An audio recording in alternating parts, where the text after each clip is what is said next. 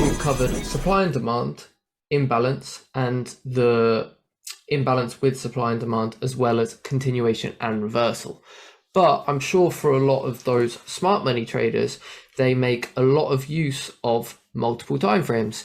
If you don't know what this is, we can go into it. So basically, we want to use our higher timeframes we want to refine our higher timeframes down to our lower timeframes, because using the higher timeframes gives us a higher probability of success.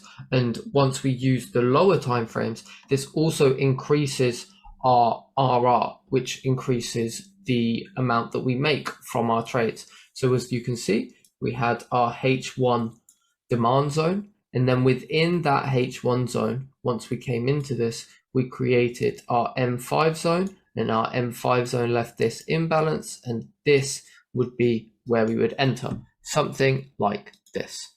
So let's go on a full breakdown of H4 to M5.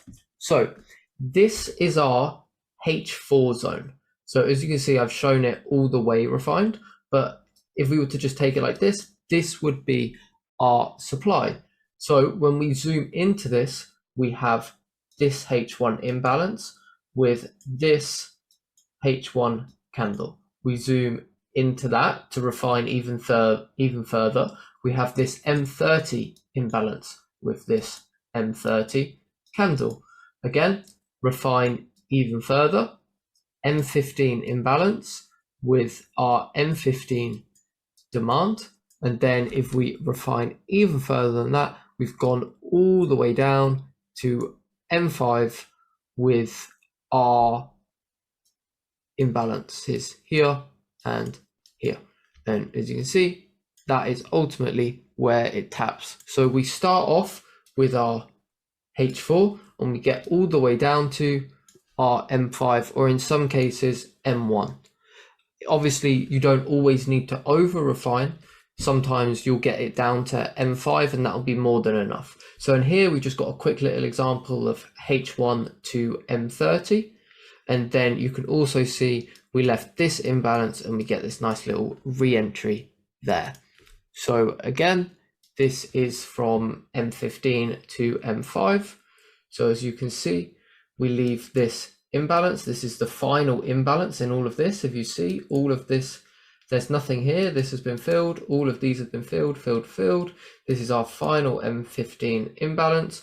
We refine that down to our M5. And as you can see, this zone represents the M5 zone. And as you can see, it taps in and then continues in our direction. Next, we have a lovely one from H4, again, all the way down to M5. So H4, you can see this is our demand candle with our slight imbalance. This is our imbalance with our demand candle on H1. Again, demand candle with imbalance. And then last but not least, imbalance. And that is that. So this is... Maybe Cam, if you go back a of little course. bit. So for example, for a few Hawkeyes in here, where you think like, oh, why not this one? Why not this zone in here, right? Because all imbalances and stuff like that.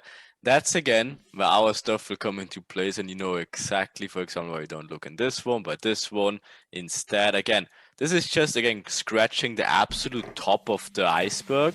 And of course, there will be so much more clarity. This is again just to give you the basic understanding of when price comes back into the supply demand areas, filling the imbalances and giving us our supply and demand candles to know where price should have tapped in. But don't worry about it too much for now of where to get these zones, right? Or not to get these zones from, because obviously everything will be covered. But again, this is, for example, I kind of marked it up very nicely, of where smart money traders and stuff, they don't have the understanding of, oh, why not this one? And then they take something in here and then take an L. Because they don't understand, like literally 95% of what we will teach you. And still keep in mind, everything is still very, very basic, but of course it will have a very big role later.